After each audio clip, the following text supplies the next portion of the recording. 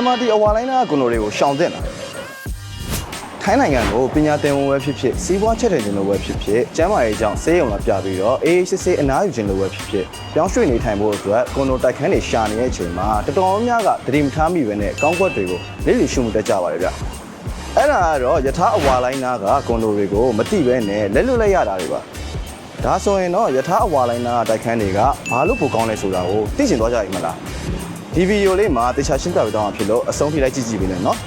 ဒီယထာအဝါလိုင်းနာမှာရှိတဲ့ကွန်ဒိုတိုက်ခန်းတွေက low rise and high rise ကွန်ဒိုနှစ်မျိုးလုံးမို့လို့စိတ်ချက်ရှာပြီးတော့ဘာချက်ကိုချိန်ရလေးတွေ့ကြည့်တော့ဘာချက်ဆိုလို့လဲအခုလိုမျိုးပစ္စည်းအစုံကိုလေ facility အစုံလေးနဲ့အခန်းအတွင်းအပြင်ကို fully furnished ထားတဲ့ one bedroom two bedroom ကွန်ဒိုတိုက်ခန်းတွေကိုမြန်မာနိုင်ငံမှာဆိုလို့ရှိရင်$5000 6000လောက်သုံးပြီးတော့ကိုနေရာလေးချက်ပြန်ကားကလည်းခက်ဖြစ်ခံမယ်အစားထိုင်းနိုင်ငံရဲ့ဒီယထာအဝါလိုင်းပေါ်ကကွန်ဒိုတိုက်ခန်းတွေကို$3000ဘတ်ဂျက်ထဲနဲ့စိတ်ကြိုက်ရွေးချယ်ပြီးတော့ကိုယ်တိုင်ပြန်နေရတဲ့အဆင်ပြေပြီးတော့ငားတင်မယ်ဆိုလဲရှာနေကြမလို့တဲ့ဒီလိုကွန်ဒို project တွေကလူချင်းမွေးတို့အတွက်ပို့ပြီးတော့အဆင်ပြေနေမှာပါအရင်ဆုံးထိုင်းနိုင်ငံရဲ့ထားလိုင်းဝါကဗမာရှိပြီးတော့ဘယ်လိုသွားလဲဆိုတာကိုကျွန်တော်ပြောပြထိုင်းနိုင်ငံရဲ့ယထာဝါလိုင်းကစမုပရာကန်ဘန်နာလိုမျိုးများကနေဘန်ကပီလက်ဘရောင်းထိပါသွားလို့ရပြီးတော့ချက်တူချက်လိုမျိုးစီကားရဲ့နေရာကလည်းမနှမ်းမကန်းလေးမှာရှိနေရပါလက်ဘရောင်းဂိတ်ဆုံးမှာဆင်းပြီးတော့ဘန်ကောက်မြို့ကိုပတ်တဲ့ယထာပြလိုင်းကိုပြောင်းစီးနိုင်ပြီးတော့အစိမ်းလိုင်းကလည်း BTS ဆမ်ဘရောင်းကနေပွာမက်လောက်ထိကိုအပြိုင်ဆွဲလာတာဆိုတော့အစိမ်းလိုင်းကိုပြောင်းစီးခြင်းနဲ့လွယ်လွယ်ကူကူနဲ့ပြောင်းလို့ရမယ်ဒါအပြင်မကြခင်မှာအသစ်ဖွင့်နေတော့မယ်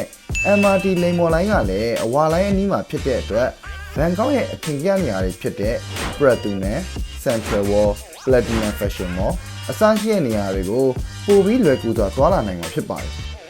ယထာဝါလိုင်းရဲ့အာသာချက်တွေကလူသိမ့်မသိသေးတဲ့အချက်တစ်ချက်ကတော့စုဝနာဘူမီလေးစိတ်တဲ့ဘန်ကောက်မြို့တဲကိုဓာတ်ရိုက်ဆက်သွယ်ပေးထားတဲ့ Airport Railing ကိုပွာမက်နာကနေပြောင်းစီးလို့ရတာဆိုတော့မြို့ရဲနဲ့မြို့ပြင်လွယ်လွယ်ကူကူနဲ့သွားလာနိုင်တဲ့အချက်တွေကြောင့်ဒီယထာလိုင်းအဝါလိုင်းကကွန်ဒိုတွေကို recommend ရတာပေါ့ဗျာ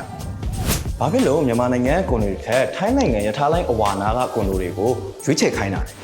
အကယ်၍လူကြီးမင်းတို့ကရန်ကုန်လိုမျိုးနေရာမှာတိုက်ခန်းတစ်ခန်းဝယ်ယူမယ်ဆိုလို့ရှိရင်$5000 6000လောက်ထိသုံးရပြီးတော့မှကိုရိုင်းနေရလည်းစိတ်တိုင်းမကျအိမ်ငားမယ်ဆိုရင်လည်းတစ်လ10သိန်း15သိန်းလောက်တောင်းရခက်တဲ့အခြေအနေကြီးကိုကြုံနေရပါ